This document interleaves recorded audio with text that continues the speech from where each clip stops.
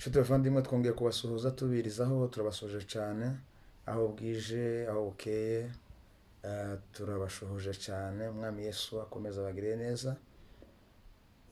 Nkuko dusanzwe tubagezaho amakuru atandukanye hirya no hino, uyu munsi rero turagira ngo tubagezeho amakuru atari meza, amakuru y'akababaro, amakuru ababaje imitima y'abantu benshi. Uyu munsi ni umunsi utari mwiza cyane, kubera kuko buri munsi tugenda tubagezaho amakuru meza, amakuru ashimishije, ariko uyu mugoroba w'uno munsi wo ku cyumweru turagira ngo tubagezeho amakuru ababaje y'umuhungu cyangwa umugabo witabye Imana.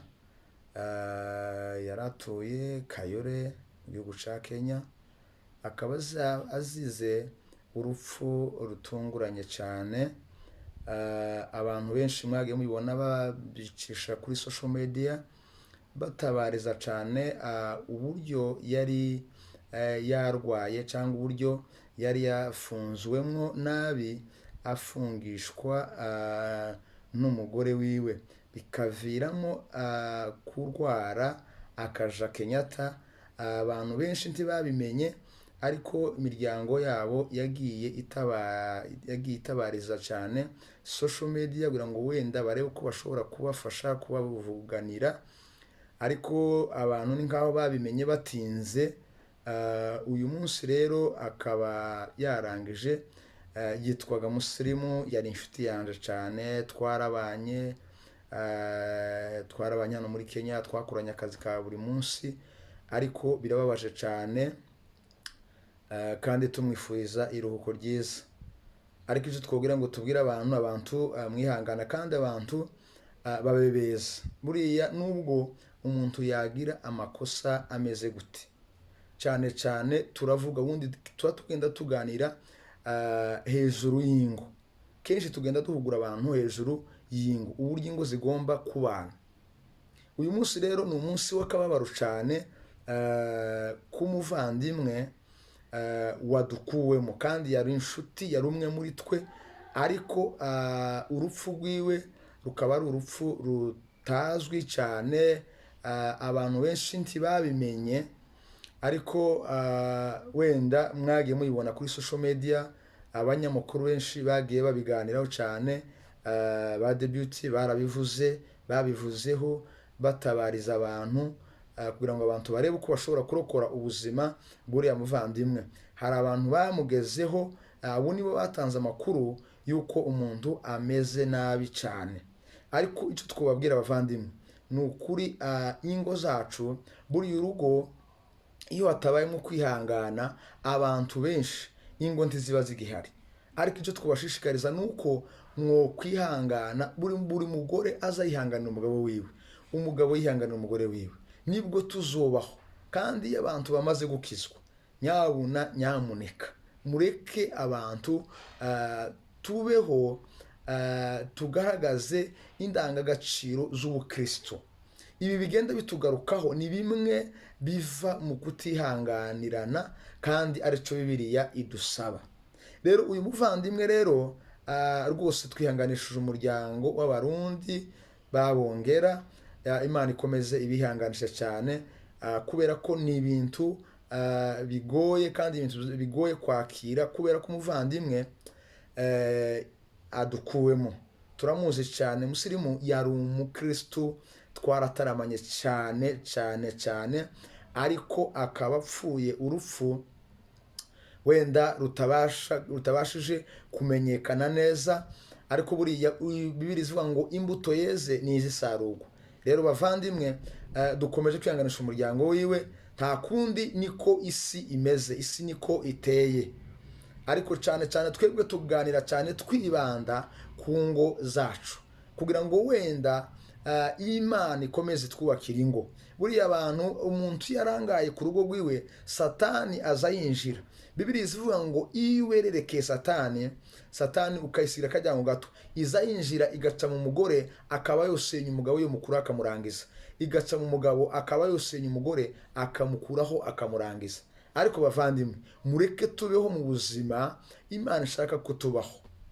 buriya gutanaho imfane, iyo umuntu yamaze gupfa abantu benshi baza batanaho imfane, ariko buriya wamaze gupfa niko nyine Imana, niyo minsi y'Imana yari yamuteganyije ko agomba gutaha. Ariko birababaje cyane imiryango yacu, abantu bakizwe, abantu babeho mu buzima butinya Imana rwose, kubera kuko ibi ni ibintu bigayitse cyane, ndetse bigayitse no mu mahanga turimo, kumva ngo umugore yafungishije umugabo wiwe ku kibazo bashobora kuganira bakagikemura kikarangira, bikaviramo intandaro y'umugabo kuhasiga ubuzima.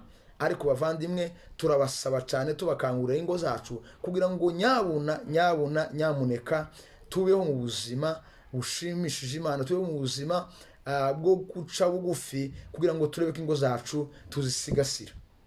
Atari ibyo ngibyo, ingo nyinshi zirasenyuka, ingo nyinshi ziratandukana, ingo nyinshi zirasaba gatanya. Ariko cyo tubashishikariza ni uko mugira urukundo, ni uko mubasha kuba mu buzima bukunda Imana. Buriya bamenye Imana biragoye cyane Satani kwinjira kugira ngo ibashe kubatandukanya, cyangwa ibashe kubarema undi mutima wo kwangiriza umwe muri bo.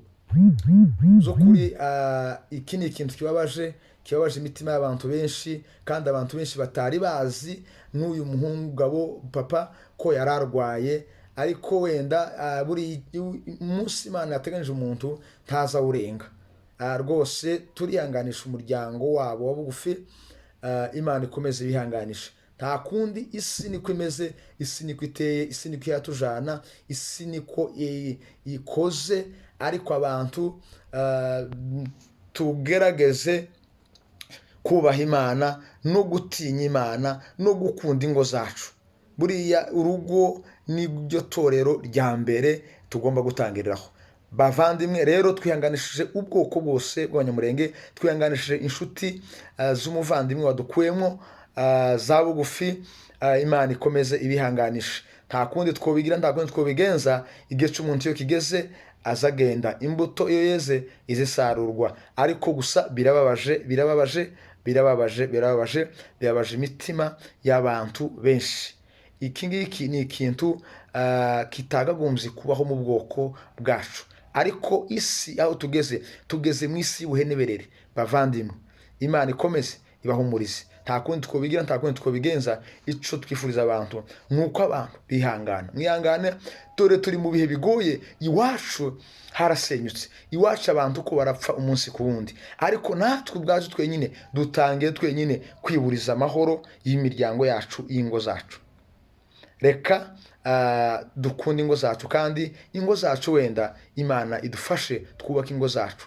Wenda n'abana turi kubyara ntibakabe muri ubu buzima, ntibakabone ubuzima abantu babacamo, abana bawe bakabona ubuzima ubayeho n'umugore wawe bwo guhora muri bene bino bintu bitari byiza. Mureke dusenge Imana idufasha, kubera ko ibihe tugezemo ibi nibyo Pawulo yavuze, kuko abantu ntibazigera bakundana. Umuvandimwe ntazokunda umuvandimwe wiwe. Ibi nibyo bihe tuba tugeramo. Rero twihanganishije imiryango yose, twihanganisha ubwoko, twihanganisha umuryango